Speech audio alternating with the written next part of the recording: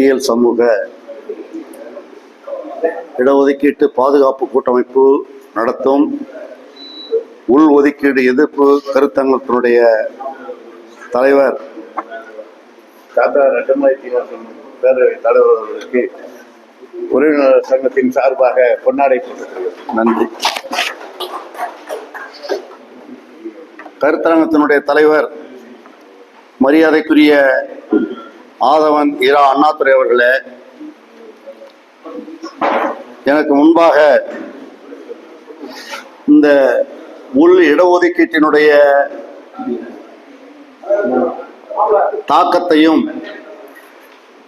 அதனுடைய பாதிப்புகளையும் விரிவாக எடுத்து கூறி அமர்ந்திருக்கிற மண்ணின் மைந்தர்களோட அமைப்பினுடைய தலைவர் அன்பு சகோதரர் சார் பா முரளி அவர்களே, இந்த உள் இடஒதுக்கீட்டு பிரச்சாரத்தை ஒரு இயக்கமாக தமிழ்நாடு முழுமைக்கும் எடுத்து செல்லுகின்ற அறிவு சமூகத்தினுடைய தலைவர் மரியாதைக்குரிய தமிழ் முதல்வர் அவர்களே, எனக்கு முன்பாக கருத்துரையாற்றிய பேராசிரியர் செந்தில்குமார் அவர்களே, எனக்கு பின்னால் கருத்துரையாற்ற இருக்கிற அருள் முத்துக்குமரன் அவர்களே, மேகப்பிரிவின் அவர்களே, இங்கே வருகை தந்திருக்கிற பறையரின சொந்தங்களே, உங்கள் அத்தனை பேருக்கும் ரெட்டமலை சீனிவாச பறையனார் அறக்கட்டளையின் சார்பாக இவருடைய வணக்கத்தினை தெரிவித்துக் கொண்டு, காலம் கடந்து விட்டபடியால் ஓரிரு செய்திகளை மட்டும் சொல்லி அமரலாம் என்று கருதுகிறேன்.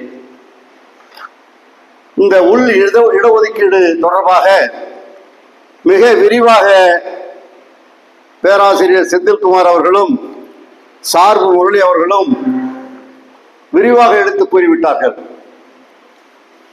என்னை பொறுத்தவரையில் பொதுவான சில விஷயங்களை, இந்த பறையர்கள் இடத்திலே இருக்கிற தாழ்வு மனப்பான்மை, அந்த தாழ்வு மனப்பான்மை தான் இந்த அளவுக்கு நம்மளை கொண்டாந்து விட்டுருக்கு.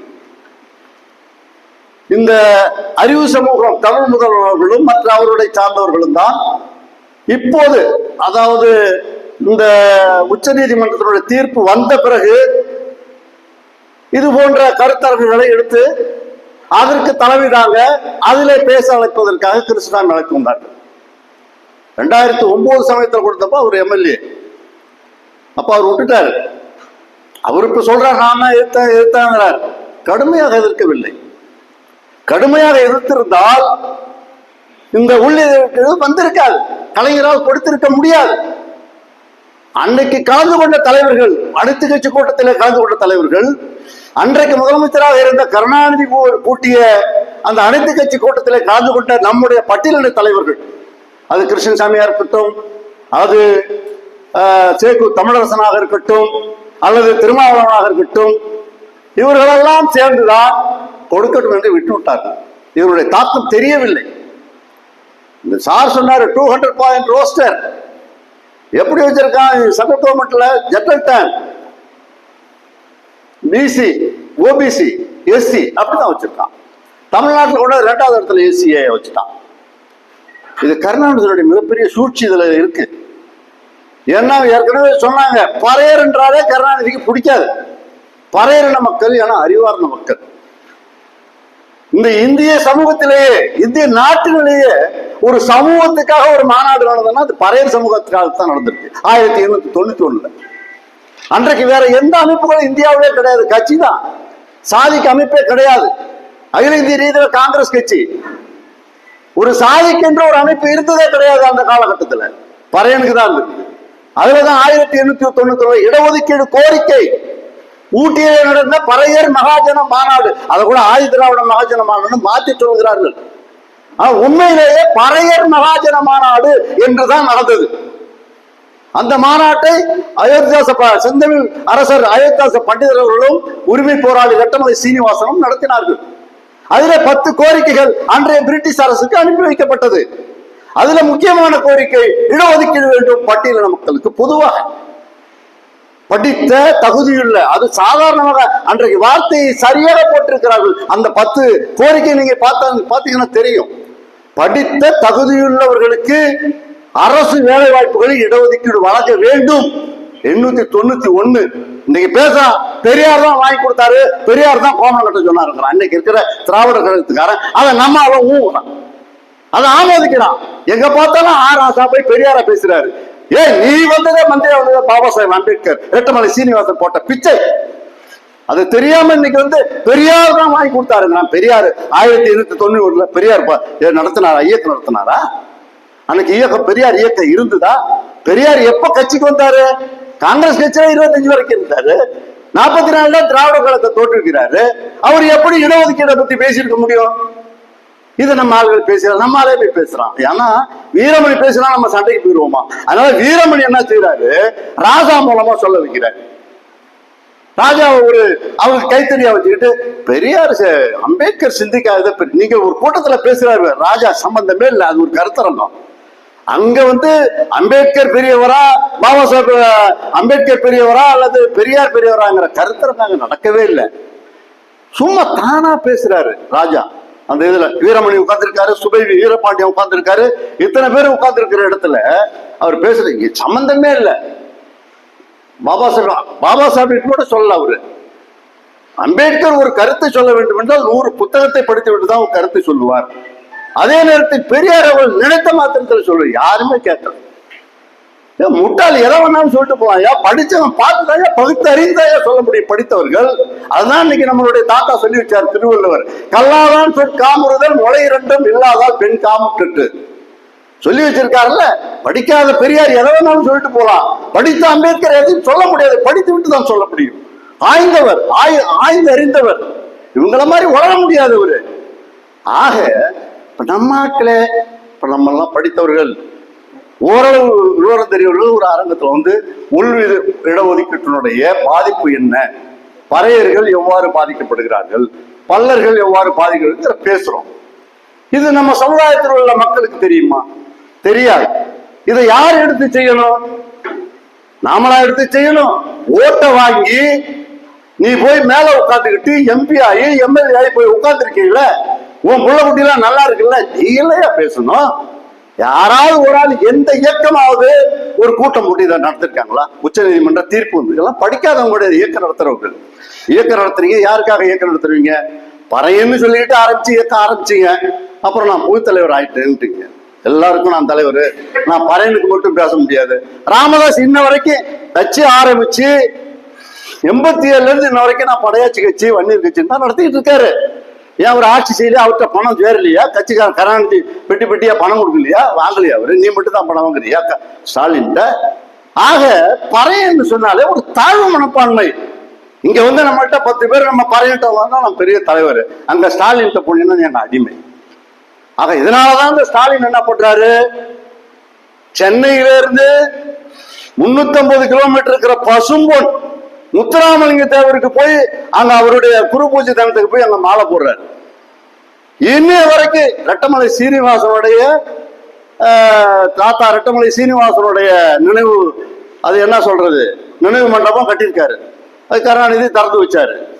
இது வரைக்கும் அந்த கருணாநிதி அவருடைய பையன் ஸ்டாலின் இது வரைக்கும் ஒரு தடவை கூட சென்னையிலே தான் இருக்கு, தலைநகரத்தில். அப்ப நவீன தீண்டாமை இல்லையா? அது யாராவது கேட்கிறாங்களா?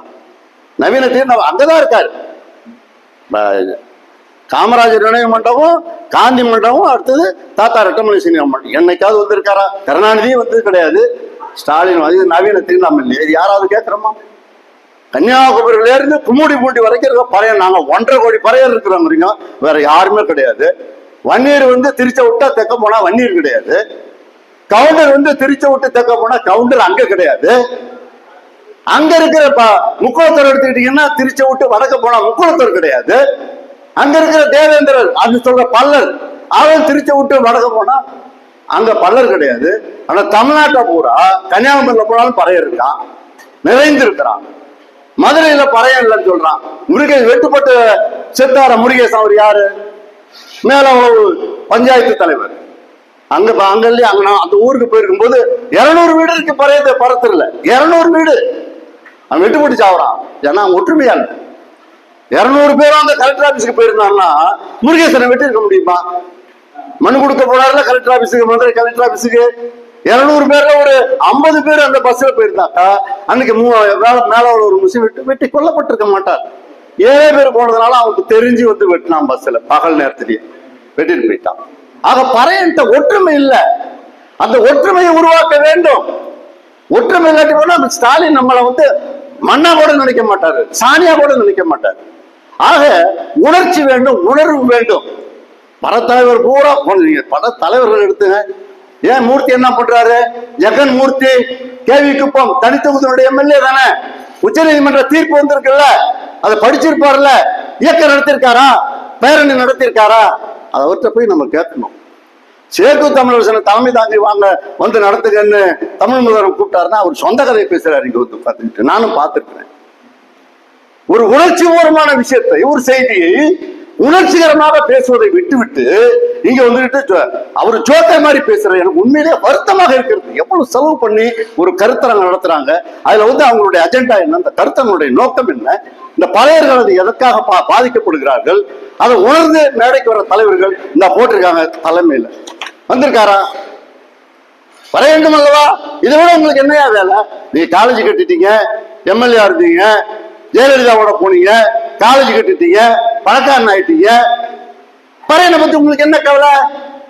எழுச்சி பழைய சேரி தலைவர்னு பொருட்டு வந்தீங்க, சேரி புயல்னு பொருட்டு வந்தீங்க. உங்களால வந்து மதுரையில போய் உங்களால எம்பி ஆக முடியுமா?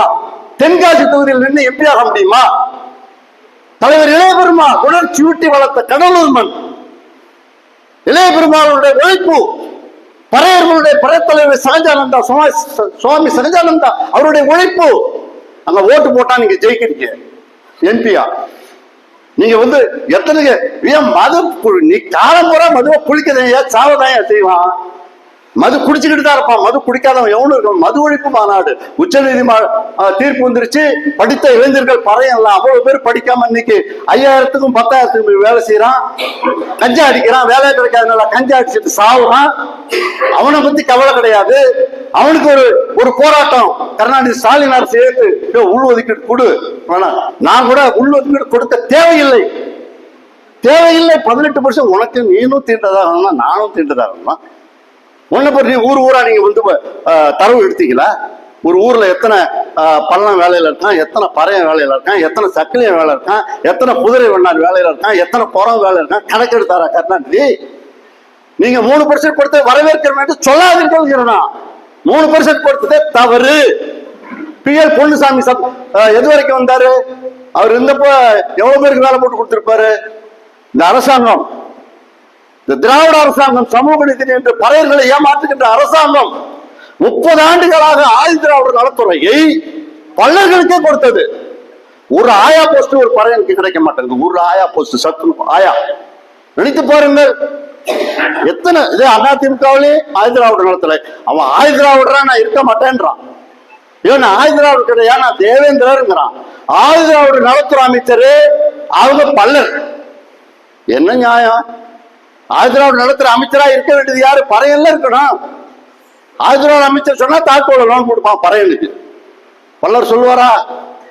சேலத்துல இருக்க ஒரு பறைய இருக்கு சார் முரளிக்கு 3 கோடி ரூபாய் அவர் காலனி தொழிற்சாலை வைக்கிறாரு முடியாது கயல்வெளி சொல்லுவாங்களா?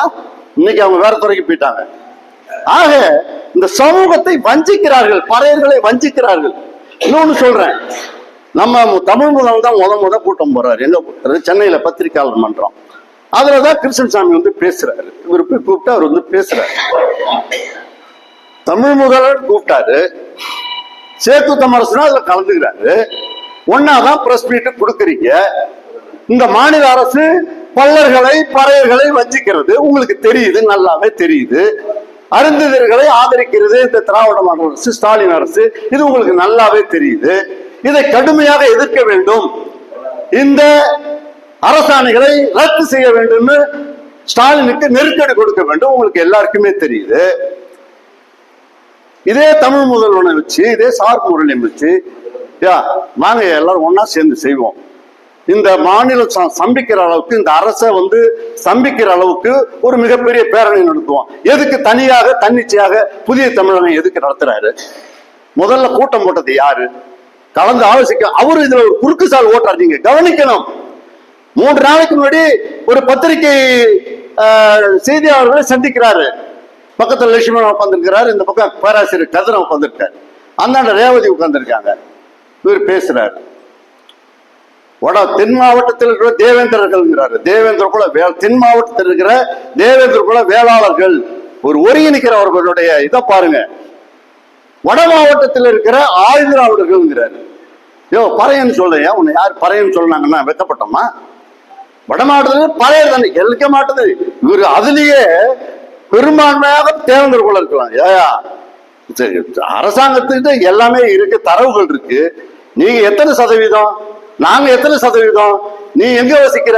அதாவது ஒரு ஒற்றுமைப்படுத்தணும்னா ஒரு ஒற்றுமைக்கே வழி விடுறது கிடையாது. புதிய தமிழகம் மட்டும் நடத்திருக்க கூடாது. அதை பறையர் இயக்கங்களை சேர்த்து அவருக்கு சேக்கு தமிழரசன் வரமாட்டாரு, அவர் தலைவர் மூர்த்தி வரமாட்டாரு. பறைய இயக்கம் நாங்க சின்ன சின்ன இயக்கம் வச்சுக்கிட்டு இருக்கோம் இல்லையா, எங்களை கூப்பிடலாம்ல, நடத்தலாம்ல, ஒரு கூட்டமைப்பு அப்படிங்கிற பேர்ல நடத்தலாம்ல. முத கூட்டம் போட்டதே பறையர் அமைப்பை சேர்ந்தவங்க தான்.